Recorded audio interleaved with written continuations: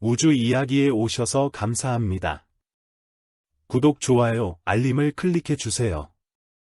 특히 광합성 박테리아, 남세균은 산소 생산의 주역이었습니다. 지루한 10억 년의 시작, 약 18억 년 전부터 8억 년 전까지는 지루한 10억 년이라고 불리는 시기가 시작됩니다. 이 기간 동안 지구의 자전 속도가 일정하게 유지되었고, 지구 환경 및 생명체의 진화가 상대적으로 멈춰 있었던 것으로 추정됩니다. 20억 년 전부터 19억 년 전은 이 지루한 10억 년으로 진입하는 과도기라고 볼 수 있습니다. 이 시기는 지구의 대기 구성이 근본적으로 바뀌고 더 복잡한 형태의 생명체가 출현하기 시작하면서 생명 진화의 중요한 전환점이 된 때였습니다. 20억 년 전의 단세포 생물들 사이의 전쟁이라는 표현은 우리가 이해하는 현대적인 의미의 전쟁과는 다릅니다. 당시의 단세포 생물들은 군집을 이루거나 조직화된 행동을 하지 않았기 때문입니다. 대신 생존을 위한 치열한 경쟁과 상호작용을 전쟁에 비유하여 설명해 볼 수 있습니다. 20억 년 전은 원핵생물이 번성하고 진핵생물이 막 등장하기 시작하던 시기였으므로 이들의 전쟁은 주로 자원 경쟁, 포시피식 관계, 독성 물질을 이용한 경쟁 등으로 나타났을 것입니다. 다음은 20억 년 전 단세포들의 전쟁을 5가지 상황으로 비유한 것입니다. 자원쟁탈전, 영양분과 햇빛을 향한 군집 경쟁. 상황, 광합성을 하는 남세균, 시아노박테리아, 군집들이 햇빛이 잘 드는 얕은 바다 표면과 특정 영양분이 풍부한 지역을 차지하기 위해 치열하게 경쟁합니다. 더 효율적으로 광합성을 하거나 특정 영양분을 더 잘 흡수하는 군집이 빠르게 번성하여 다른 군집을 압도합니다. 스트로마톨라이트, 스트로메털라이트와 같은 구조는 이러한 남세균 군집의 성공적인 생존과 번식의 결과입니다. 무기, 빠른 성장 속도, 효율적인 광합성 색소, 특정 영양분 흡수 능력, 집단 형성 능력. 화학전, 독성 물질과 항생물질 방출. 상황, 일부 세균이나 고균은 경쟁종을 견제하거나 포식자로부터 자신을 보호하기 위해 독성 대사 산물이나 원시적인 항생물질을 주변 환경에 방출합니다.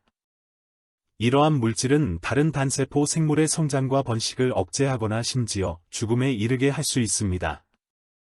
예를 들어 산소를 독성 물질로 활용하여 현기성 생물을 위협했던 대산소화 사건의 연장선상에 있을 수 있습니다.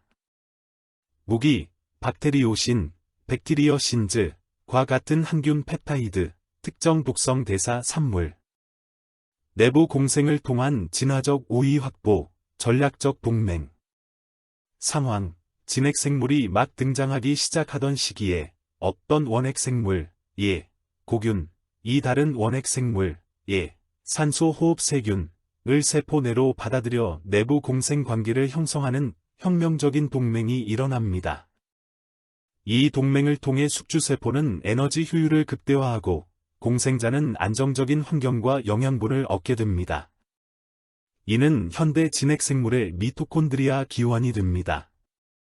이 과정은 경쟁 관계였던 개체들이 협력하여 새로운 생존 전략을 만들어낸 전쟁의 전환점으로 볼 수 있습니다.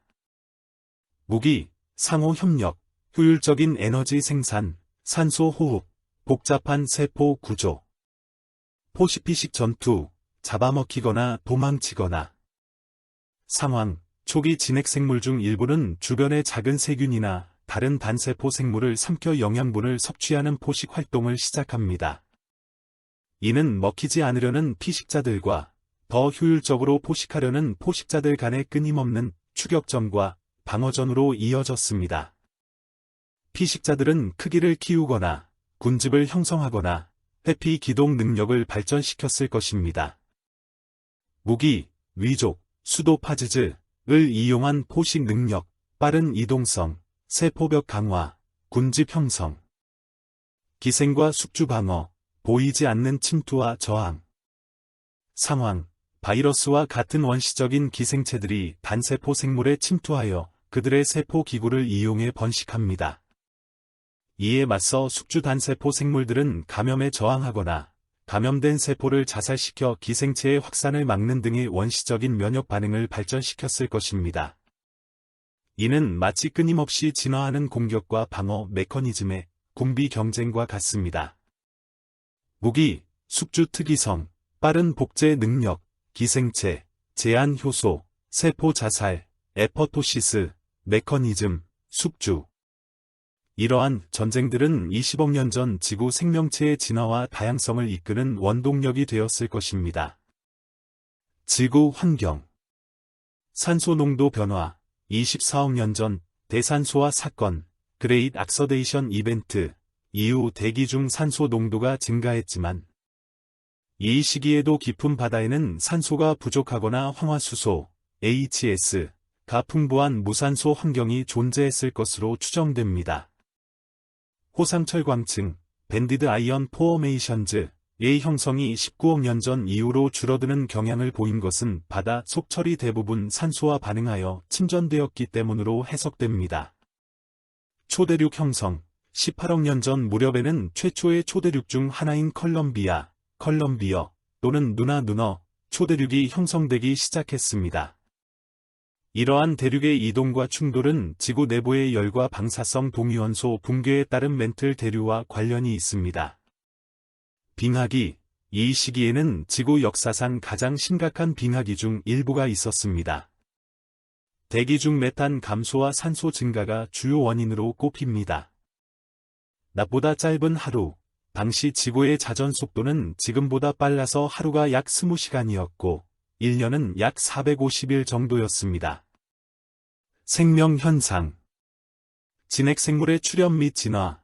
19억 년 전에서 18억 년 전 사이는 세포액을 가진 진핵생물이 바다에 퍼지기 시작한 시기입니다. 기존의 원핵생물, 세균과 고균보다 훨씬 복잡한 내부 구조를 가졌으며 이는 생명 진화에 있어 매우 중요한 단계였습니다. 미토콘드리아와 같은 세포 소기관이 이 시기에 형성되었을 것으로 추정됩니다. 남세균의 번성.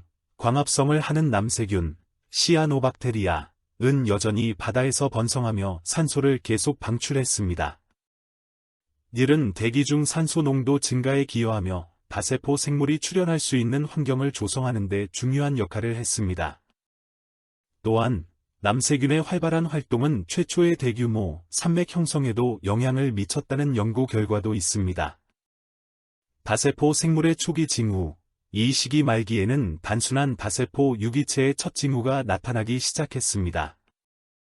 주로 작은 세포 군집이나 단순한 바다 생물의 형태로 화석 기록에서 발견됩니다. 요약하자면 19억 년 전부터 18억 년 전까지의 지구는 대륙이 모여 초대륙을 형성하고 대기 및 해양 환경이 변화하면서 진핵생물이 등장하고 번성하기 시작하는 등 생명 진화의 중요한 전환점을 맞이한 시기였습니다. 우주 이야기 영상을 시청해 주셔서 감사합니다. 구독, 좋아요, 알림을 클릭해 주세요.